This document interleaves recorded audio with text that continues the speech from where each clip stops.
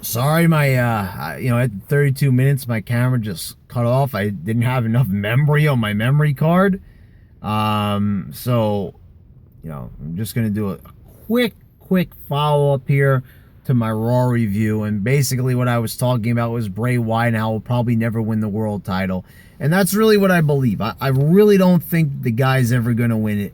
I don't think it's in the cards. It just wouldn't make sense for Bray to win the belt, because the way how they book him, he's up and down, he's left and right, and I wouldn't exactly call the guy Teflon, because he has lost considerable popularity since his feud with Cena.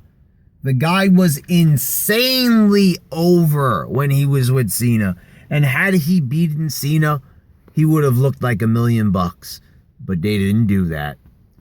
They could have had the guy win the world title later on that year, but once again, they didn't do that. Remember when Daniel Bryan was stripped of the belt, how great it would have been to see Bray Wyatt win the title?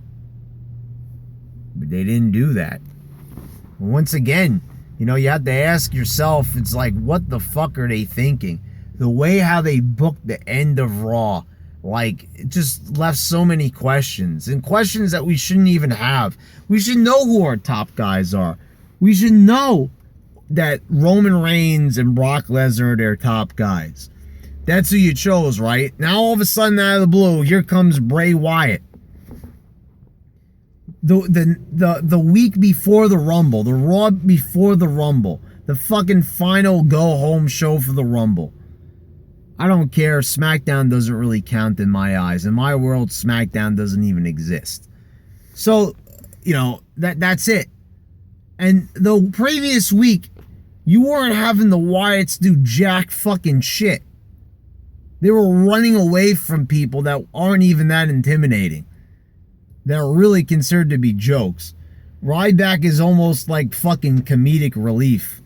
I mean, take a look at the guy.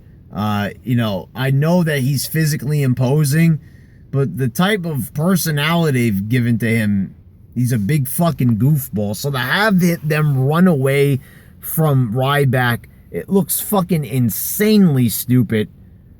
And, well, this company is just fucking stupid. So I don't really get the end of Raw. I don't really fucking understand where they were going. They're building them up at the last minute. And Brock Lesnar, a guy that should be, portrayed as nearly unstoppable. And they always what's the point of having Heyman come out there and talk about how unbeatable Brock is? And they always fucking bitch slap the guy almost every single time he comes back. He gets 1 week to shine where he's F5ing everybody.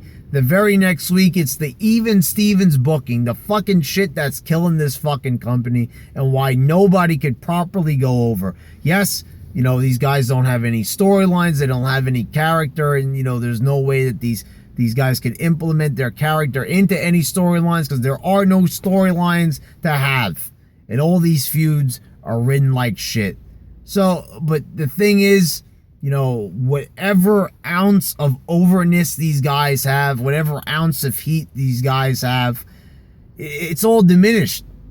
Within fucking moments, because WWE has this habit of just completely going off the rails, just completely not knowing what they're doing. And just to end this video, because we've already talked in the previous video for 32 minutes, what the fuck were they thinking with that McMahon segment? I have no fucking idea.